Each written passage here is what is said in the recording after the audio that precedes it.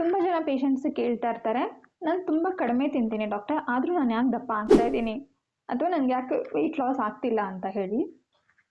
So ಏನು ತಿಂತಾ ಇದ್ದೀರಾ ಅಂತ ಕೇಳಿದಾಗ ಅವ್ರು ಹೇಳ್ತಾರೆ, ನಾನು ಅನ್ನ ಸಾಂಬಾರು ತಿಂತಾ ಇದ್ದೀನಿ ಅಷ್ಟೇ, ಬೆಳಿಗ್ಗೆ ಮನೇಲಿ ಏನು ತಿಂಡಿ ಮಾಡಿರ್ತಾರೆ ಅದನ್ನು, ಮತ್ತು ಮಧ್ಯಾಹ್ನ ರಾತ್ರಿ ಎಲ್ಲ ಅನ್ನ ಸಾಂಬಾರು ಈ ಥರ ತಿಂತಾ ಇದ್ದೀನಿ ಅಂತ ಹೇಳ್ತಾರೆ.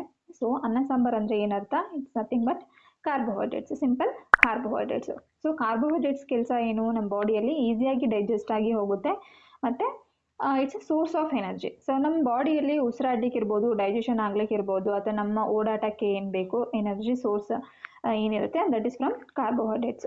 ಸೊ ಅದು ಡೈಜೆಸ್ಟ್ ಆಗಿ ನಮಗೆ ಎನರ್ಜಿಯನ್ನು ಕೊಡುತ್ತೆ. ಸೊ ಉಳಿದಿದ್ದು ಏನಾಗುತ್ತೆ, ನಮಗೆ ಎಷ್ಟು ಬೇಕೋ ಅಷ್ಟು ಯುಟಿಲೈಸ್ ಆಗುತ್ತೆ. ಇನ್ನು ಉಳಿದಿದ್ದು ಎನರ್ಜಿ ಏನಾಗುತ್ತೆ, ಅದು ಫ್ಯಾಟಾಗಿ ಕನ್ವರ್ಟ್ ಆಗಿ ನಮ್ಮ ಬಾಡಿಯಲ್ಲಿ ಸ್ಟೋರ್ ಆಗ್ತಾ ಹೋಗುತ್ತೆ. ಸೊ ಅದಕ್ಕೋಸ್ಕರ ನೀವೇನು ಕಾರ್ಬೋಹೈಡ್ರೇಟ್ಸ್ ಸ್ವಲ್ಪ ಕ್ವಾಂಟಿಟಿಲಿ ಏನು ತಿಂತಾ ಇರ್ತೀರಾ ಅದೇ ಕನ್ವರ್ಟ್ ಆಗಿ ಫ್ಯಾಟ್ ಆಗಿ ವೆಯ್ಟ್ ಗೇನ್ ಆಗ್ತಾ ಹೋಗ್ತಾ ಇರುತ್ತೆ. ಸೊ ಹಾಗಾಗಿ ವೆಯ್ಟ್ ಲಾಸ್ ಅಥವಾ ವೆಯ್ಟ್ ಗೇನ್ ಅಂತ ಬಂದಾಗ ಬ್ಯಾಲೆನ್ಸ್ಡ್ ಮೀಲ್ಸ್ನ ನೀವು ಮೇಂಟೈನ್ ಮಾಡೋದು ತುಂಬ ಇಂಪಾರ್ಟೆಂಟ್. ಬರೀ ಕಾರ್ಬೋಹೈಡ್ರೇಟ್ಸ್ ಅಥವಾ ಬರೀ ರೈಸ್ ತಗೊಳ್ಳೋದ್ರಿಂದ ನಿಮಗೆ ವೆಯ್ಟ್ ಲಾಸ್ ಆಗೋದಿಲ್ಲ. ಸೊ ಫೈಬರ್ನ ಇನ್ಕ್ಲೂಡ್ ಮಾಡ್ಕೋಬೇಕಾಗತ್ತೆ, ಪ್ರೋಟೀನ್ನ ಇನ್ಕ್ಲೂಡ್ ಮಾಡ್ಕೋಬೇಕಾಗತ್ತೆ, ಕಾರ್ಬೋಹೈಡ್ರೇಟ್ಸ್ನ ಇನ್ಕ್ಲೂಡ್ ಮಾಡ್ಕೋಬೇಕಾಗತ್ತೆ, ಪೋರ್ಷನ್ ಸೈಜ್ ಕೂಡ ತುಂಬ ಇಂಪಾರ್ಟೆಂಟ್ ಆಗುತ್ತೆ.